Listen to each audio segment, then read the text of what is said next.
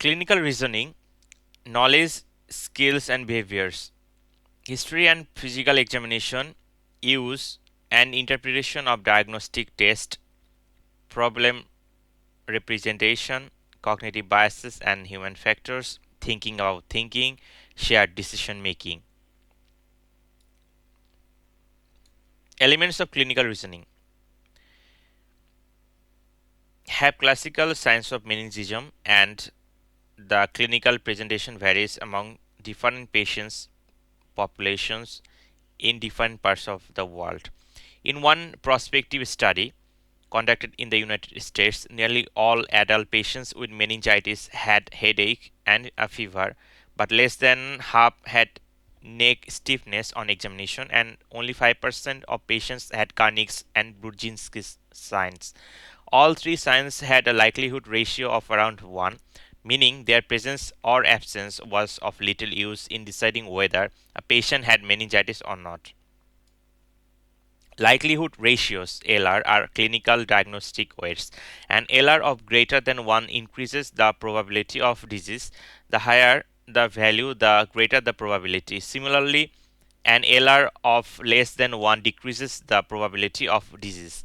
LRs are developed against a diagnostic standard. In the case of meningitis, lumbar puncture results so do not exist for all clinical findings. LRs illustrate how an individual clinical finding changes the probability of a disease. For example, in a person presenting with headache and fever, the clinical finding of neck stiffness may carry little weight in deciding whether to perform a lumbar puncture because LRs do not determine the prior probability of disease. They reflect only how a single clinical finding changes it. Clinicians have to take all the available information from the history and physical examination into account. If the overall clinical probability is high to begin with, a clinical finding with an LR of round 1 does not change this. Evidence based history and examination is a term used to describe how clinicians incorporate knowledge about the prevalence and diagnostic weight of clinical findings into their decision making. In studies, students who are taught the probabilities of features being present in specific diseases rather than list of features have better diagnostic accuracy. This is improved further by understanding the basic science explanation for symptoms and signs. Bedside signs of meningism identify patients with severe meningeal inflammation but do not pick up those with early or mild inflammation. Evidence based history and examination is important because estimating the clinical pretest probability is vital not only for diagnostic accuracy but also in the use and interpretation of diagnostic tests. Use and interpretation of diagnostic tests. There is no such thing as a perfect diagnostic test. Test results give us test probabilities, not real probabilities. Test results have to be interpreted because they are affected by the following. Figure 1.2, likelihood ratio (LR) of Carnick's sign and Brudzinski's sign and Naucal rigidity in the clinical diagnosis of meningitis. LR is equal probability of finding in patients with disease divided by probability of finding in patients without disease. LRs are also used for diagnostic tests. Here, a physical examination finding can be considered a diagnostic test. How normal is defined, factors other than disease, operating characteristics, sensitivity and specificity, prevalence of disease in the population. Normal values.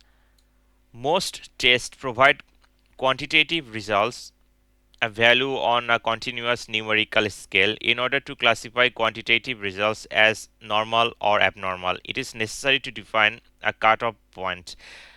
Many quantitative measurements in population have a Gaussian or normal distribution. By convention, the normal range is defined as those values that encompass 95% of the population or two standard deviation above and below the mean.